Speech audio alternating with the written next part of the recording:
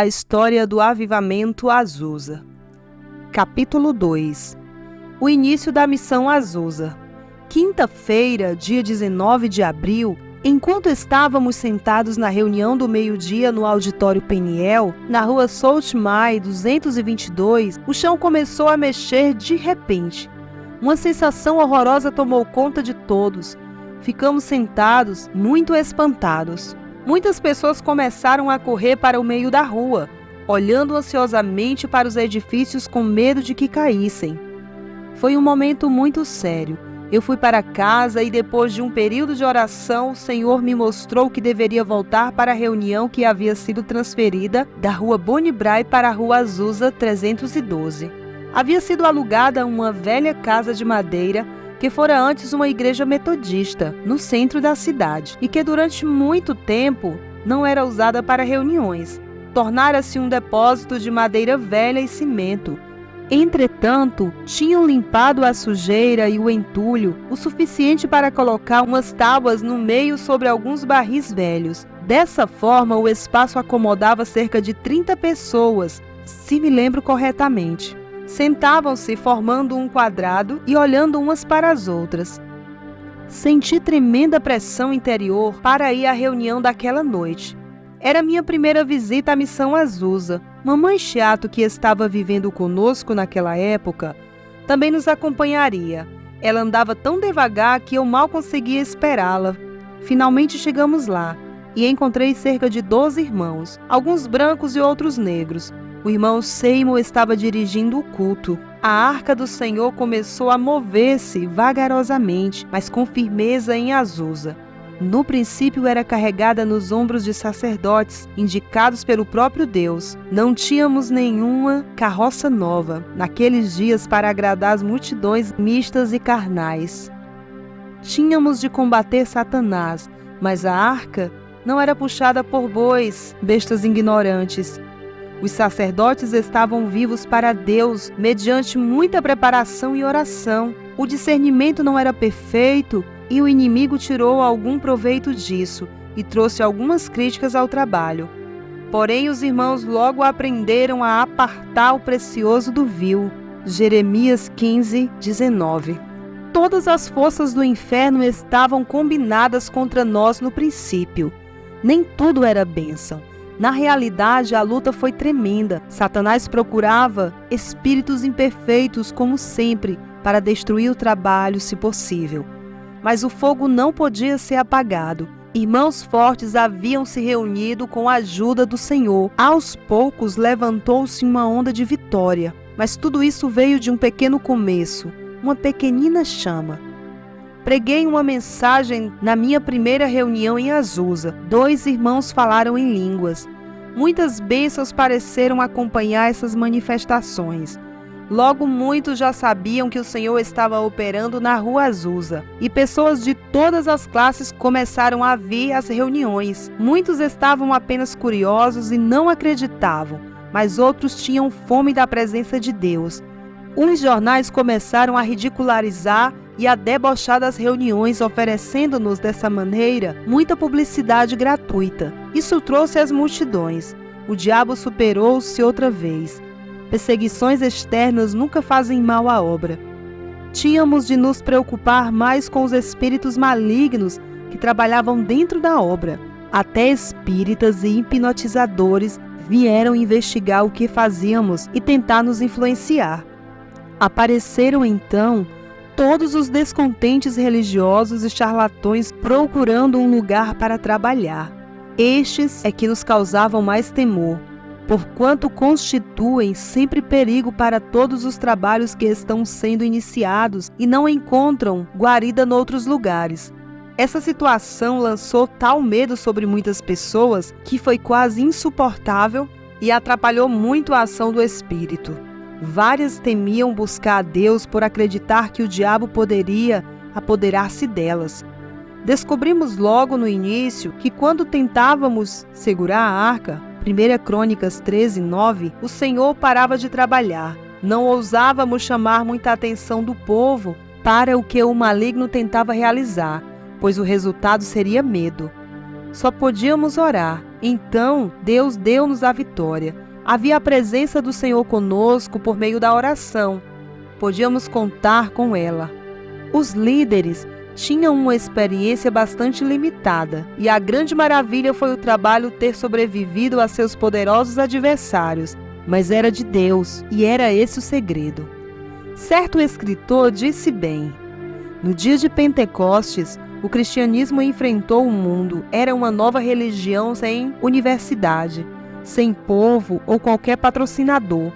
Tudo que era antigo e venerável levantou-se em oposição maciça contra ele, e ele não bajulou nem procurou conciliar-se com nenhum deles. Foi de encontro a todos os sistemas existentes e todos os maus costumes, queimando, à medida que passava, todas as inumeráveis formas de oposição.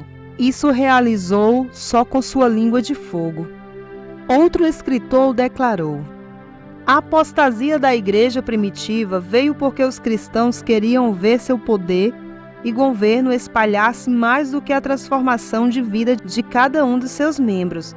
No momento em que nos regozijamos com as multidões que aderem à nossa versão ou ao conceito da verdade, em lugar de buscarmos a transformação de vida de acordo com o plano divino, já estamos andando na estrada da apostasia que leva a Roma e as suas filhas.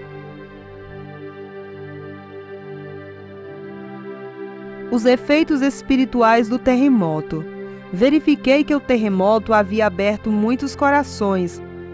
Eu distribuí especialmente meu último folheto, A Última Chamada. Parecia muito apropriado depois do terremoto. Domingo, dia 22 de abril, levei 10.000 deles à Igreja do Novo Testamento. Os obreiros os aceitaram alegremente e logo os distribuíram por toda a cidade. Quase todos os pregadores do país estavam trabalhando a valer para provar que Deus nada tinha a ver com o terremoto e assim aliviar o medo do povo. O Espírito procurava tocar os corações com convicção por meio desse julgamento. Sentia-me indignado ao ver que os pregadores eram usados por Satanás para abafar a voz do Senhor, da mesma forma como foram usados para suscitar ódios e crimes durante a Primeira Guerra Mundial. Até as professoras nos colégios trabalhavam com afinco para convencer as crianças de que o terremoto não era obra de Deus. O diabo fez muita publicidade nessa época. Depois do terremoto, passei muito tempo em oração e dormi pouco. O Senhor me mostrou definitivamente que Ele tinha uma mensagem para o povo. No sábado seguinte, deu-me parte dela. Na segunda-feira, entregou-me o resto. Quando acabei de escrevê-la, era 00:30. Já estava pronta para ser levada à gráfica. Ajoelhei-me diante do Senhor e senti sua presença com muita intensidade, como grande prova de que a mensagem era mesmo proveniente dele. Devia mandar imprimi-la na manhã seguinte. Daquele momento até às 4 horas, fui maravilhosamente absorvido pela intercessão. Senti a ira de Deus contra o povo e lutei contra ela em oração. Ele me mostrou que estava muito triste com a obstinação do povo, mesmo em face do seu juízo sobre o pecado. São Francisco era uma cidade terrivelmente pervertida. Mostrou-me o Senhor que todo o inferno operava para, se possível, abafar sua voz através do terremoto. A mensagem que ele me deu era para contra-atacar essa influência. O homem negava a presença de Deus no terremoto, mas agora ele iria falar. Era uma mensagem terrível a que ele me dera. Eu não deveria discutir sobre ela com ninguém, mas simplesmente entregá-la.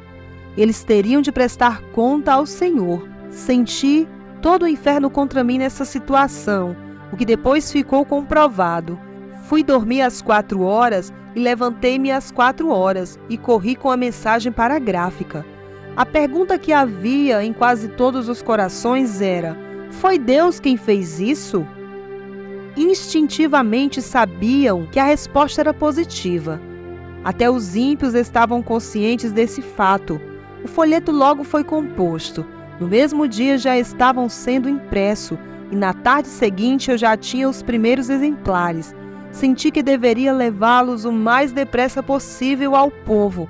Lembrei-me de que os 10 dias durante os quais o Senhor me chamara para orar terminavam no dia em que recebi os primeiros exemplares desse folheto. Compreendia tudo claramente agora.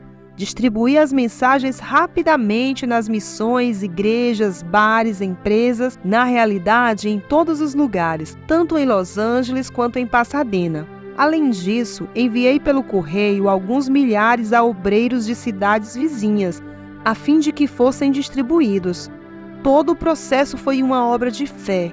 Comecei sem nenhum centavo. Entretanto, o Senhor supriu-me com os recursos necessários. Trabalhei muito, todos os dias. O irmão e a irmã Ortema os distribuíram em San Diego. Era preciso muita coragem. Muitos clamavam contra a mensagem. Por causa desse folheto, passei toda espécie de provação em Los Angeles. Todo o inferno se levantou contra mim. Deus enviou o irmão Boheme de Pasadena para me ajudar. Ele permanecia do lado de fora dos bares orando enquanto eu entrava e distribuía os folhetos. Em alguns lugares ficavam tão furiosos que queriam me matar. As empresas estavam todas paradas depois do que ocorrera em São Francisco. O povo estava paralisado de medo. Esse fator foi responsável por parte da influência que o folheto surtiu. A pressão contra mim foi tremenda. Todo o inferno se levantara para impedir que a mensagem fosse distribuída. Porém, nunca vacilei. Sentia sempre sobre mim a mão do Senhor. O povo se espantava quando tomava conhecimento do que Deus tinha a falar a respeito de terremotos. O Senhor mandou-me a diversas reuniões com uma exortação solene para que todos se arrependessem e o buscassem. Na missão Azusa, tivemos um tempo de grande poder. Os irmãos se humilhavam. Uma irmã negra falava e orava em línguas. A atmosfera própria do céu estava ali. No domingo, dia 11 de maio, eu terminei a distribuição do meu folheto, O Terremoto.